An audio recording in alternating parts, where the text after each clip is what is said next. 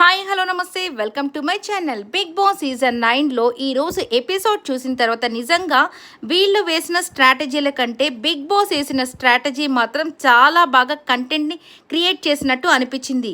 ఎందుకంటే ఇక అన్నీ చూసి ఎవరు ఏ యొక్క ట్రైన్లో కూర్చుంటున్నారో తెలిసి మరి ఆ ట్రైన్ని ఆయన చూస్ చేసుకోవడం అబ్బా చాలా అంటే చాలా డిఫరెంట్గా అనిపించింది. సరే, ఇక అన్నిటికంటే హైలైట్ ఏంటంటే ఇక దివ్య తనూజాని చేయడం.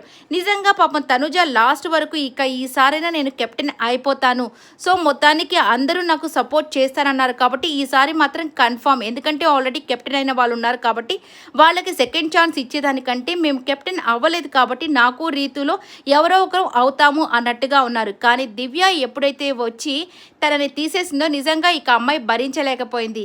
ఈ దివ్య కూడా భరణి గారి వల్ల ఈ అమ్మాయి మీద ఇంత గ్రడ్జ్ పెట్టుకోవడం అనేది నిజంగా చాలా తప్పుగా అనిపిస్తుంది. ఎందుకంటే ఎవరి ఆటలు వాళ్ళు ఆడుకుంటూ ఎంతో హ్యాపీగా వెళ్తున్నారు, కానీ అనవసరంగా ఈ అమ్మాయి వచ్చి తీసేయడం అనేది చాలా బాధ అయితే అనిపించింది. ఇక నెక్స్ట్ వచ్చేసరికి లాస్ట్ రీతు అండ్ ఇమ్మాన్యుయల్ వీళ్ళిద్దరి ఆట మాత్రం నిజంగా ఓటింగ్ పరంగా అయితే రీతుయే గెలిచిండేది. కానీ ఇక్కడ ఆట ప్రకారం కాబట్టి ఇమ్మాన్యుయల్కి మళ్ళీ ఛాన్స్ అయితే వచ్చేసింది. బట్ ఇమ్మాన్యుయల్కి ఇది బ్యాడ్ న్యూసో గుడ్ న్యూసో అర్థం కావట్లేదు. ఎందుకంటే నామినేషన్స్లోకి రాకపోతే చివరిలో తనకి ఓటింగ్ చాలా దెబ్బతింటుంది. దాంతో ఇక ట్రోఫీకి కూడా కొద్దిగా దూరం అవ్వచ్చని చాలామంది అనుకుంటున్నారు.